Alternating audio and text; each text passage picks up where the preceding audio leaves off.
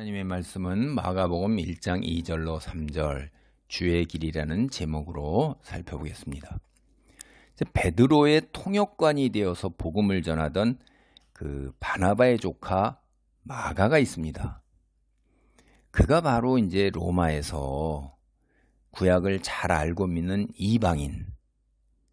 그러니까 이방인이기는 한데 하나님을 믿는 거죠. 그들을 위해서 이제 마가복음을 쓴 것입니다. 로마의 이방인 기독교인들이 굉장히 큰 박해를 당하고 있어서 이제 굉장히 믿음이 많이 흔들렸어요. 사실 핍박받고 환난에 처하게 되면 현실 속에서 믿음을 제대로 지킬 수 있는 사람이 생각보다 많지 않을 것입니다. 교회에 출석하는 사람들, 우리가 일반적으로 믿음 때문에 불편을 감수해야 하거나 혹은 작은 손해를 볼 경우에 이런 거는 이제 참고 견디면서 대부분 믿음을 저버리지는 않아요. 우리가 팬데믹 때 이제 교회에 나올 때 그 QR 코드를 찍고 접종 맞고 그다음에 일일이 다 누군지 출석부 나온 사람들 작성해야 되고 그리고 거리를 둬야 되고 몇 명 이상 모이지 못해야 되고 막 이런 것들 이제 할 때 그게 엄청나게 불편하고 힘든 거죠. 그럴 때 교회를 떠나고 그러지는 않는단 말이에요. 근데 이제 이거보다 더 큰 어려움을 겪는단 말이에요.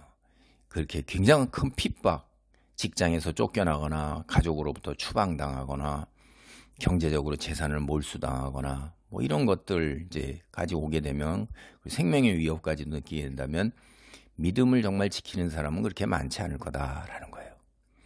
왜냐하면 작은 것은 신실한 기독교인이라고 자처하면서 살아온 세월 그런 것들이 있어요. 그러니까 쉽게 믿음을 저버리고 교회 떠나는 것, 그 공동체를 떠나는 게 쉽지가 않아요. 그 공동체에서 누리는 많은 것들, 인간적 교제 이런 것들도 상당히 큰 토대거든요. 근데 이제 제가 말씀드린 대로 이제 아주 큰 손해나 극단적 생명의 위협 이런 거는 이제 현실 속에서 자기가 누리는 거를 더 우선적으로 일반적으로 인간들이 선택을 하게 되는 게 그게 경향이에요, 인간. 그래서 믿음을 지키는 자, 그거는 이제 소수에 지나지 않을 그럴 가능성이 상당히 큽니다. 지금 당장 현실 삶에서 누리는 걸 모두 포기하거나 상당 부분 포기한다. 이건 정말 쉽지 않은 선택과 결단이에요. 이 죽음 이후에 현실 세계 이후에 하나님과 함께하는 everlasting 늘 일관되게 늘 영원히 있는 하나님 교제, 사랑, 배려 이걸 확신하지 않는 이상은 지금의 이 시련과 환난, 압박과 핍박, 고통, 순환을 기꺼이 감당하는 게 굉장히 어렵습니다. 이제 마가복음 자체가 이방인 기독교인들을 향해서 예수님께서 하나님의 아들이시며 사탄의 다스림을 받던 죄에 매인 사람들, 포로가 된 사람들이에요. 노예가 된 사람들이에요. 그 사람을 해방시키는 사역을 했다. 이걸 이야기하는 거예요. 그러니까 이방인 기독교인들에게 핍박과 환난에 불구하고도 소망을 주고 그다음에 그들을 위로하는 거죠. 그래서 그들이 믿음을 유지하며 견고하게 다져나가도록 하기 위해서 마가복음이 있는 것입니다. 그들에게 준 거예요. 그래서 여러분이 이런 배경적 이해를 바탕으로 하면 오늘 본문 1장 2절로 3절이 세례 요한이 누구냐 하는 거예요. 세례 요한이. 선지자는 선지자인데 그 선지자 정체가 뭐냐 하는 걸 이미 구약 성경이 증언을 하고 있었다. 예언하고 있었다. 그거를 갖다가 이야기하는 겁니다. 마가복음 1장 2절입니다. 선지자 이사야의 글에 보라 내가 내 사자를, 여기 사자라는 말은 메신저예요. 대사 이런 말입니다. 내 앞에 보내노니 그가 내 길을 준비하리라. 2절에 나오는 인칭대명사가 이제 내가 이렇게 나오고 그 다음에 네, 너, 이, 유란 말이에요. I와 U가 나와요. 이거를 이제 구체적으로 제가 누군가 하는 거를 드러내서 다시 읽어드리면 선지자 이사야의 글에 하나님께서 말씀하십니다. 보라, 하나님인 내가 내 대사인 세례 요한을 내 앞, 그러니까 너의 앞, 즉 예수의 앞서 보낸다. 이런 말이에요. 그리고 이어지는 마가복음 1장 3절입니다. 광야에 외치는 자의 소리가 있어 이르되 너희는 주의 길을 준비하라. 그의 오실 길을 곧게 하라. 기록된 것과 같이. 3절을 다시 제가 쉽게 풀었으면 이러는 거예요. 광야에서 외치는 자의 소리가 있습니다. 너희는 주의 대로를 준비하라. 그의 오솔길들을 곧게 만들어라.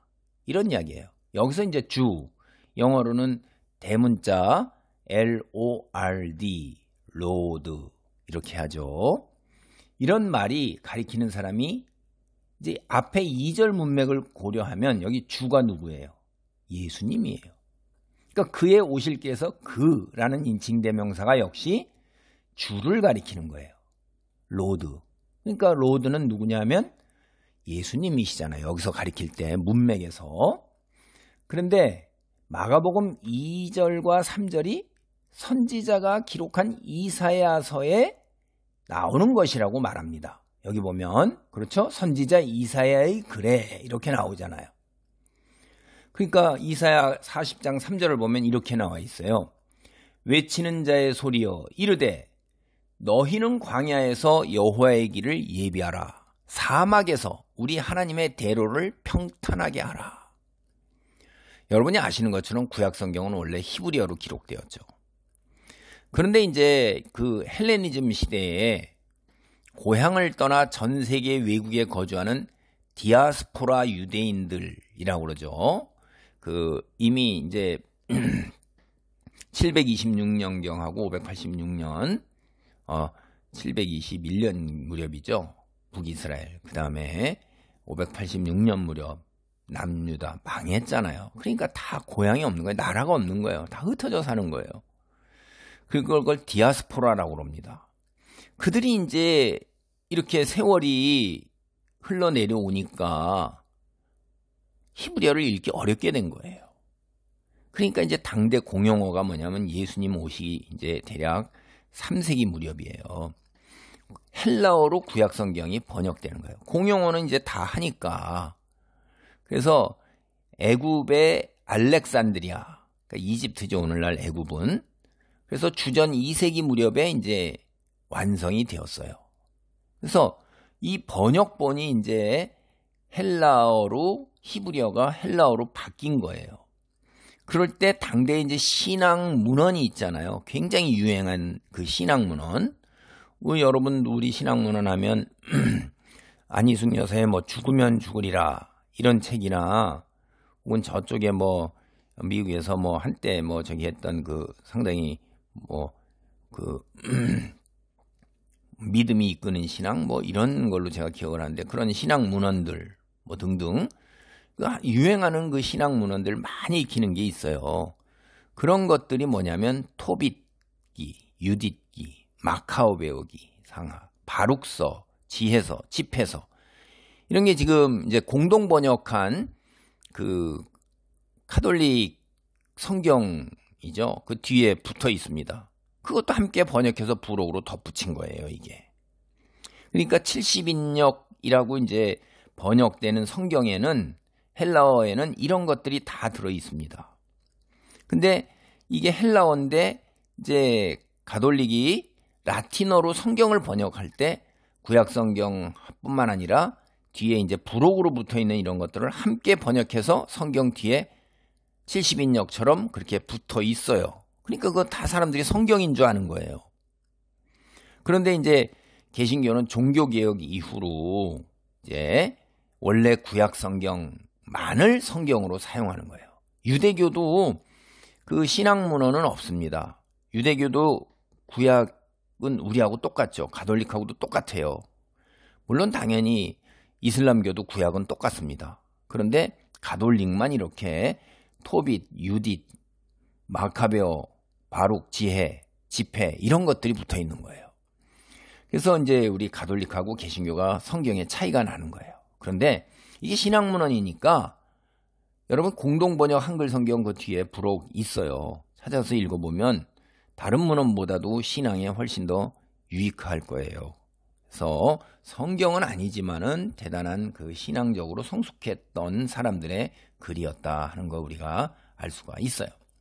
그래서 마가복음 1장 3절이 그때 이제 헬라어로 번역된 이사야 40장 3절하고 거의 비슷해요. 마가복음은 주의 길, 그의 오실 길, 이사야는 여호와의 길, 우리 하나님의 대로 이렇게 하는 거예요. 근데 주는 하나님의 이름인 여호와, 야훼라고도 하잖아요. 이거 결코 유대인들은 입에 올리는 게 아니에요. 여호와 이름을 망령되이 일컬지 말라 그래갖고는 입에 올리질 않았어요.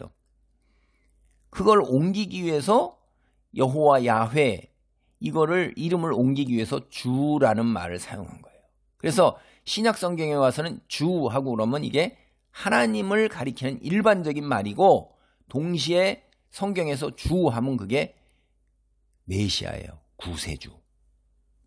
이런 모든 것을 종합하면 마가복음 1장 2절로 3절은 예수님을 누구로 그려내고 있는 거죠? 여호와 하나님이에요. 동시에 메시아라고 선포하는 거예요. 여러분 이게. 그러니까 배경적인 지식을 알게 되면 이 글을 읽을 때 예수님을 하나님으로 메시아로 이야기하네 라는 걸 깨닫게 되는 겁니다. 근데 여러분은 예수님을 누구라고 생각하셨어요? 마가복음 1장 1절에서 마가복음은요 예수님을 처음에 뭐라고 그래요? 하나님의 아들 예수 그리스도 이렇게 했어요. 예수님을 하나님의 아들이라고 그런 거예요. 그러면 당대의 사람들 생각에 고대 근동도 그렇고 내려온 게 뭐죠? 신의 아들은 왕이에요, 여러분. 왕은 신의 아들이라고 당연히 생각하고 이렇게 당연히 받아들였어요. 신의 형상입니다. 그러니까 하나님의 아들은 왕이라는 얘기예요. 그리고 또 여기 그리스도라는 말이 기름 부음 받은 자로서 왕이고 제사장이고 선지자직을 수행하는 메시아예요, 메시아. 그러니까 하나님의 아들 왕적 존재, 신적 존재로서 메시아라고 1절부터 시작을 했는데 2, 3절에서 다시 예수님을 구약성경 이사야서를 인용하면서 그분이 바로 여호와 하나님이시다 이렇게 선언하는 거예요. 그리고 또다시 반복해서 메시아이시다 라고 거듭 선언하는 거예요. 그러니까 마가복음 1장 1절로부터 3절이 전하는 예수님의 정체가 뭐냐? 여호와 하나님, 왕의 아들, 메시아예요. 와, 이 놀라운 이야기입니다. 사실 제가 이제 좀 더 엄격하게 말하면 마가복음 1장 2절로 3절에서 들어있는 그 글이 이사야의 글만 들어있는 게 아니에요. 사실은 출애굽기 23장 20절하고 말라기 3장 1절도 함께 들어가 있는 거예요. 이런 걸 조금 어려운 말로 병합했다 이렇게 같이 섞어서 썼다는 거예요. 출애굽기 23장 20절입니다. 내가 사자를 내 앞서 보내어 이렇게 나오잖아요. 길에서 너를 보호하여 너를 내가 예비한 곳에 이르게 하리니. 그 다음에 말라기 3장 2절에 이렇게 얘기해요. 만군의 여호와가 이르노라 보라 내가 내 사자를 보내리니 그가 내 앞에서 길을 준비할 것이요. 또 너희가 구하는 바 주가 갑자기 그의 성전에 임하시니 곧 너희가 사모하는 바 언약의 사자가 임할 것이니라. 이게 말라기 3장 1절입니다. 이게 뭐냐면 사자, 대사, 메신저를 너보다 앞서 보내서 길에서 너를 보호하고 길을 준비한다 하는 말이 출애굽기와 말라기에 있는 것도 같이 가져와서 이사야서하고 합쳐가지고선 이렇게 쓴 것입니다. 그렇지만 마가복음에서 이사야서에 기록된 바 같이라고는 그런 말을 하는 것은 이사야를 이 둘 다 대표하는 걸로 생각하는 거예요. 성경에서는 이렇게 사용하는 일이 굉장히 많습니다. 이게 또 당대에 예수님 당대 유대인들이 즐겨 사용했던 방식이에요. 표현 방식이에요. 그래 출애굽기 23장 20절은 주로 뭘 다루냐면 이스라엘 백성의 출애굽을 다루고 있잖아요. 그리고 또 이사야 40장 3절은 이제 너희가 나라가 멸망해서 바벨론으로 끌려갔지만 그 바벨론으로부터 귀환하게 될 것이라는 제2의 출애굽 내용을 이야기하는 거예요. 그러니까 이스라엘 백성은 애굽의 노예로 살다가 여호와께서 보내신 하나님의 사람 모세의 인도를 통해, 그게 출애굽이잖아요. 출애굽을 통해서 여호와의 백성으로 해방이 되었어요. 이제 남유다 이스라엘 백성은 바벨론의 침략으로 나라가 멸망하고 포로로 끌려갔어요. 먼 이국 땅에서 포로가 되어 노예로 살고 있습니다. 근데 그들은 여호와께서 정하신 기한이 지난 후에 다시 고향으로 돌아오는 제2의 출애굽이 있을 거라는 이사야의 예언, 거기에다 소망을 두고 포로 생활을 한 거예요. 이사야 예언대로 이스라엘 백성은 바벨론으로부터 이제 포로에서 해방되어 본국으로 귀환할 수 있게 되었어요. 물론 대부분 정착한 바벨론을 떠나지 않았습니다. 하나님을 믿고 의지하는 일부만이 예루살렘으로 다시 돌아온 것입니다. 마가복음에서 여러분 보세요. 성경은 다 배경이 있는 거예요. 그걸 봐야지. 그 배경을 해서 메시지를 전하는 거예요. 그 구약에서 있는 그 내용을 배경으로 해서 신약에서 그 내용을 배경으로 해서 끌어다가 쓰고 있기 때문에 구약의 배경 없이 신약을 이해하는 거는 그건 말이 안 되는 겁니다. 제2의 출애굽을 배경으로 하는 본문을 인용하고 있단 말이에요. 그게 뭐죠? 예수님께서 새로운 출애굽을 행하실 거라는 것을 암시하는 겁니다. 아담의 타락으로 이후에 하나님께서 노아도 부르셨고 아브라함도 부르셨어요. 그리고 다시 이스라엘 백성을 부르셨어요. 그 하나님께서 아담에게 주신 소명, 그 왕 같은 제사장의 소명, 그러니까 생육 번성 충만하고 정복하고 다스리고 그 다음에 하나님을 예배하고 에덴 동산 거룩한 하나님의 임재하는 그곳을 지키는 제사장의 소명, 이걸 다 감당하지 못한 거예요. 실패했잖아요. 그러니까 인류는 영원히 하나님과 단절되어서 하나님께 등을 돌리고 하나님을 알지도 못한 채 죄 속에서 죽을 수밖에 없는 거예요. 근데 여호와 하나님께서 보세요. 이스라엘 백성을 심판하시기 이전에 이사야를 비롯해서 마지막 선지자인 말라기까지 굉장히 많은 선지자를 보내셨잖아요. 그 선지서가 대선지서, 소선지서 다 선지자 보내서 외친 외침이에요. 그게 하나님께서 어떻게 하든지 이스라엘 백성을 하나님께 돌아오도록 그렇게 무척 애를 쓰신 것입니다. 그렇지만 이스라엘 백성들은 얼마나 목이 곧고 완악했는지 끝까지 하나님을 거부하는 거예요.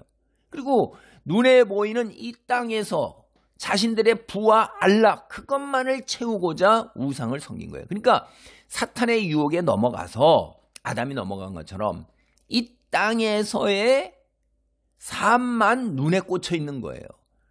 자신들이 영적인 존재로서 하나님의 영이 들어있는 불멸의 존재, 계속해서 하나님과 에버래스팅, 계속 살아야 되는 이런 것들을 눈을 뜨지 못하는 거죠.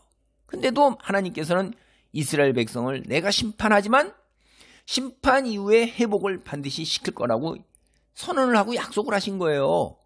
그리고 다윗 자손으로 오는 메시아를 통해서 사탄의 지배하에 주의 종이 된 이스라엘 백성을 해방하는 새 출애굽을 행하실 걸 선언하는 거예요. 모세가 애굽 땅에서 노예된 이스라엘 백성을 해방시킨 것처럼 이제 다윗 자손으로 오는 메시아, 그게 다윗 언약이에요. 하나님의 일방적 선언이란 말이에요. 그게 마가복음은 뭘 얘기하는 거예요 지금? 하나님께서 그렇게 선언하신 대로 세례 요한이 와서 예수님의 앞서서 길을 평탄하게 하고 곧게 하고 그 다음에 예수님이 오시니까 새 출애굽을 행할 거다. 그게 마가복음이 전하는 복음인 것입니다. 마가복음 1장 3절의 광야. 여러분 광야가 뭐죠? 출애굽기 읽어봤으면 다 아시잖아요. 그게 출애굽과 관련되어 있는 거예요. 그러니까 왜 이런 말을 썼겠어요?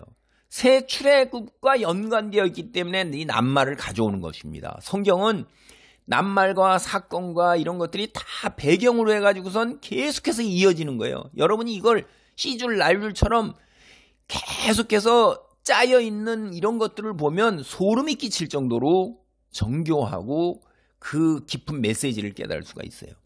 사람이 거주하지 않는 황량한 곳이 광야예요. 그곳으로 출애굽한 이스라엘 백성, 광야에서 자그마치 40년을 보내요. 이 광야는 새 출애굽과 메시아 기대를 암시하는 낱말이에요, 이게. 그래서 호세아 2장 14절로 15절을 보면 광야를 배경으로 하는 새 출애굽을 이렇게 묘사하고 있어요.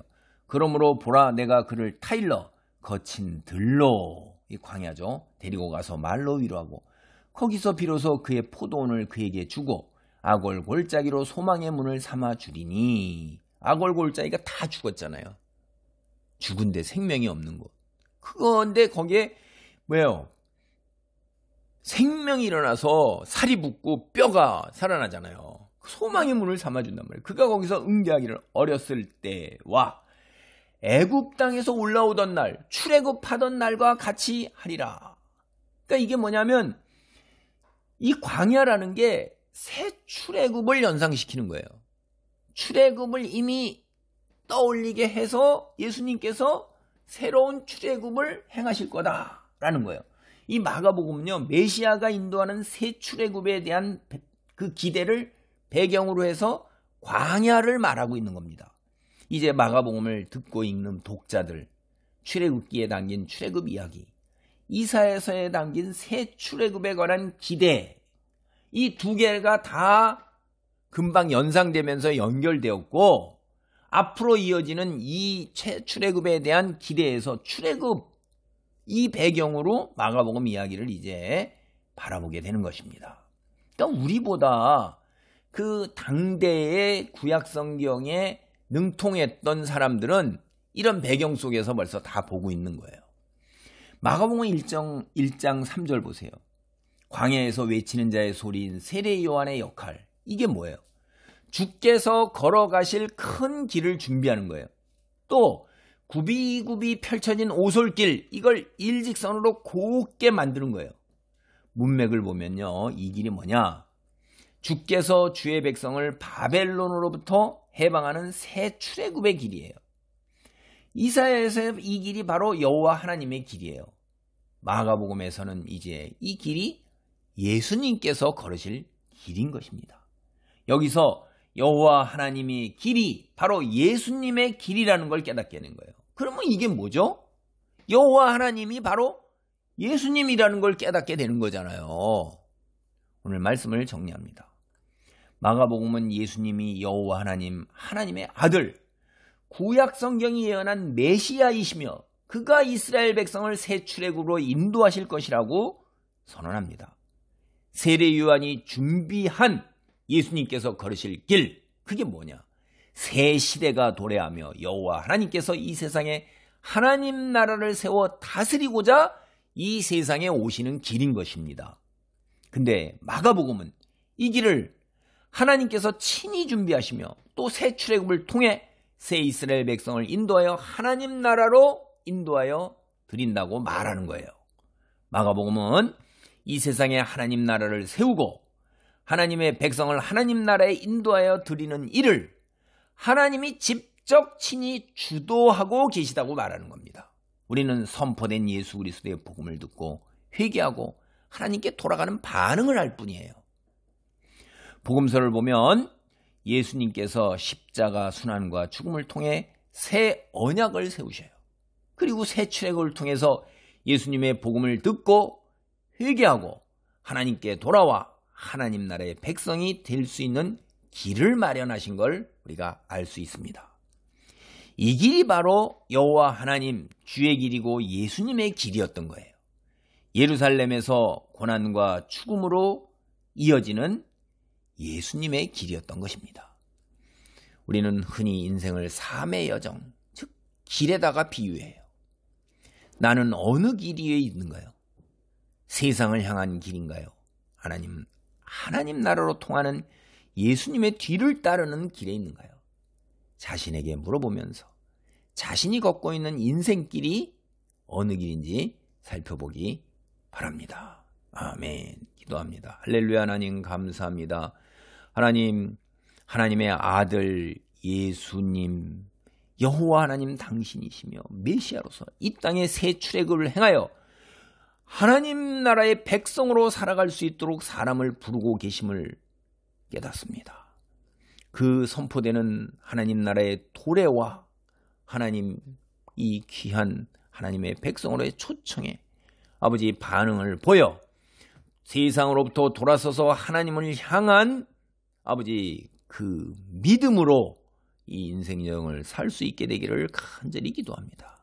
눈을 열어주시고 귀를 열어주시고 부드러운 마음을 주시고 하나님 말씀을 따르고 규례를 지켜 행할 수 있도록 보혜사 성령이 역사하옵소서. 예수님의 이름으로 기도하옵나이다. 아멘.